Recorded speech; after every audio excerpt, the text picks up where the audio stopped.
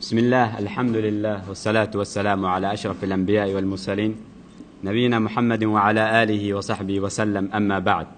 فرحت أيئتا إن أجيذ وجيق روح بضن مموين كينا إله سبحانه وتعالى إذن حفظيه يسيدو كلا ما شاء الله قبلها ولا لهيجا أيجا سيدو كلا إله سبحانه وتعالى حفظيه بشارا إذن سيدا كتمت نبي صلى الله عليه وسلم أكتيسا والله نبي صلى الله عليه وسلم مغول بخير وناقا ونرجع الله بل نبي صلى الله عليه وسلم مالين كل جي سوء sababta mutaqaanan wuxuu u xiisa waxay tahay anaga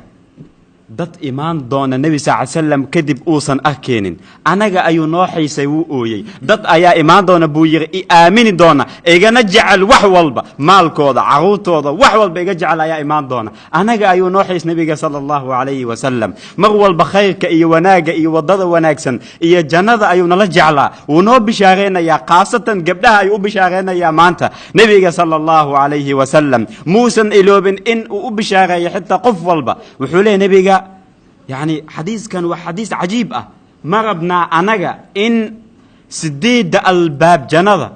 مالين تقيامه متك أن ربنا إنك قل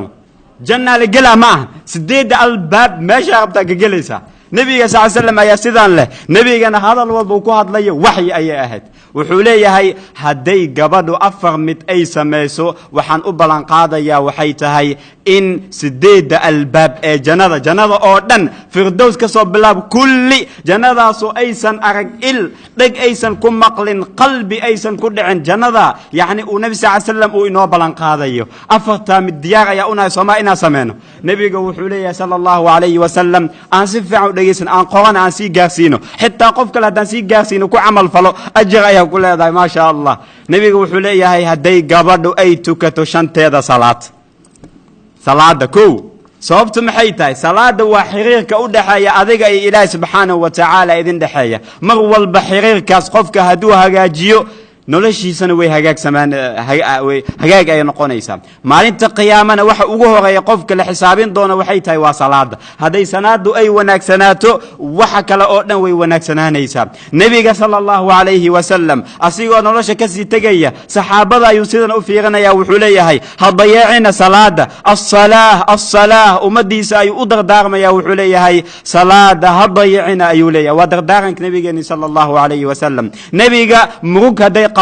haday qabato salaada ay u uqdi jireen sababtu maxay tahay sababtu wuxuu la kulmaya waxay tahay qalbigiisana ay ku raaxaysanaysaa la kulanka boqorka midka abuurtay adduunkan ee cirka ilaahay subhanahu wa ta'ala bilal ay u wacaya wuxuu leeyahay ya bilal arihna biha ya bilal salaada nugu raaxay bilalow sababtu ilaahay subhanahu wa ta'ala la kulankiisa ayuu jeclaa adduunka oo dhan ciriir haday kuugu noqoto adduunka oo dhan mugdi hadaad dareentid dadka oo dhan haday ku dulmiyaan ku xantaan kuugu soo hojeestaan albaab walba haday ka xirmato deynta ay kuugu ziyaado xanuunka ay kuugu ziyaado wallahi hal albaab ayaa jirto salaad hada u istaagtid ilaahay subhanahu wa ta'ala ayaa kun fayakun wax aan suurtagal ahayn ayuu suurtagal ka dhigaya waa shay cajiib salaada qofka mar walba duu xifdiyo ilaahay subhanahu wa ta'ala ayaa xifdinaya sababtoo ilaahay subhanahu wa ta'ala inta naxariisata waa midka ugu naxariis badan ilaahay subhanahu wa ta'ala as-salaah midka ugu waxay tahay waa salaada mar walba qofka salaada uu xifdiyo waa mar walba ilaahay subhanahu wa ta'ala uu u sii dhawaado waa shay muhiim ko midka ugu horeeya waa salaada midka labaadna waxay tahay nabiga uu leeyahay bisha ramadaan ay soonka yani bisha ramadaan ay soonto salaada waa tukatay xiriirka ilaahay subhanahu wa ta'ala idin ka dhaxeeya labaadna waxay tahay soonka ramadaan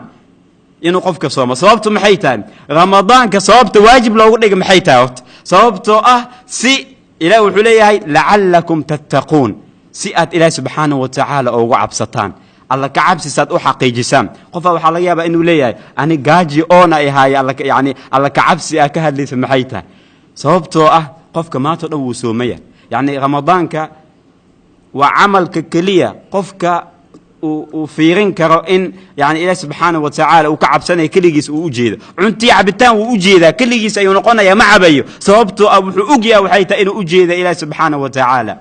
يعني كليجيس عنتي عبتان أمد أبانيه مسخشوا هذا بيو عبك روح سمين كرا لكن حوجيا وحيت متك أدوك أبوت إنه وجيده يعني أمد أبانيه وشيء عجيب وحو حقيقينا يا وحيت درجة أقول سغيس إسلامك الإحسان أن تعبد الله ina ilaahay aad u caabudid asigoo kuu jeeda oo kale sababtoo ah hadaadan adiga u jeedin asiga ayaa kuu jeedo hadda dukaan hadaa gashid aldiga camera hadaa aragtid yani waxa ogtaa waxay tahay in lagu jeedo waxa laga yaabaa kamerada inaysan shaqeyneenba laakiin camera hadda camera meelaha hada ka aragtid hadda ani waxa ogaa waxay tahay in la duubo waxa laga yaabaa inay shaqeyneenba sax yani qofka markuu arko cirkan dhulkan iyo roobka soo daaya habeenii maal isbeddelaya wuxuu ogyahay waxay tahay midka abuuray inuu u jeedo ilaahay subhanahu wa ta'ala markuu soonka mid labaad waa shay muhiim ah soonka labo midka saddexaadna waxay tahay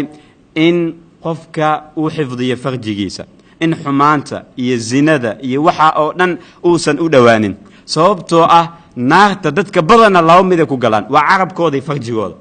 shahwada dareenka yani carabka maxay tahay inuu hadlo oo hadalo xumaan qof ku hadlo iyo xan iyo wax la mid ah mid kala baadna waxay tahay waa farjiga waa dareen qofka yani dareen ahay xumaan iyo wax la mid ah inuu aado labo yani saddex midka afraad ugu dambeeya waxay tahay wa ata'at zawjaha yani ninkeedan ateecdo oo baari u noqoto haday afarta mid ay sameeyso xitaa bilcaks sidoo kale ninkan inuu baari u noqdo xaaskiisa haddii afartaas mid ay samayso nebiga wuxuu leeyahay maalinta qiyaamo allahu akbar wuxuu maalinta qiyaamo waxaa la leeyahay sideedaas albaab ee jannada midka aad rabtid ka gal ayaa la leeyahay maxaa ka qurux badan walaalayaal waa afar mid aad samaysid waxaad ku helaysaa waxay tahay abaalmarinta uu bixinayo boqorka ilaahay subxaanahu wa tacaala haddii lagu yidhaahdo maanta yani taajirkaas ayaa abaalmarin bixinaya maxaa filaysaa boqolaal kun dollar inuu ku siinay pound soo maahan haddii lagu yidhaahdo boqorka waddankaas intaas abaalmarinoo qofka maanta uu bixina yani wax weyn ku siinaa soo maahan ka waran ilaahi subxaanahu wa tacaala midka gacmihiis wax walba ay ku jirto jannada walaalayaal waxaa la keenaa hal qofaa la keenaa qofka ugu dhibaato badnaa adduunka qofka ugu dhibaato badnaa adduunka hal maraa jannada la gelina waa laga soo saara waxaa leeyahay mataqaanaan weligaaga dhib miyaa aragta wuxuu leeyahay weligeyga dhib maba arkinba hal mar jannada la geliyey laga soo saaray wuxuu ku iloobayaa waxay tahay dhibaatada adduunka oo dhan ka warama qofka jannada ku waaraya oo maalin walba ku jira hal mar ka ugu dhibaato badan qofka dhibaato badan adduunka maba soo marin bacaruurta yani wax dhibaato walba lacag wax walba murug wax walba ayuu la kulmay hal second waa la geliyey waa laga soo saaray waa uu yaab ya allah yani waxaasuu la kulmay dhibaatada dhan wuu ku iloobayba qofka jannada maalin walba second walba maalin ku nool ka waran yani waa shay cajiib ah walaalayaal loo baahan yahay in loo tartamo ilaahay uu leeyahay azza wajal u tartama khayrkaas iyo wanaagaas qofka adduunka 60 sano haduu noolaado 100 sano haduu noolaado wuu ka tagayaa waa meel laga tagaya laakiin meesha qofka haduu isku diyaariyo nolosha dhabta ah oo aanan dhamaanaynin wallahi adduunyo aakhira ayuu liibaanaya ilaahay subhanahu wa ta'ala aniga iyo idinka baana xifdiyo aamin jazaakumullahu khayran wa barakallahu fiikum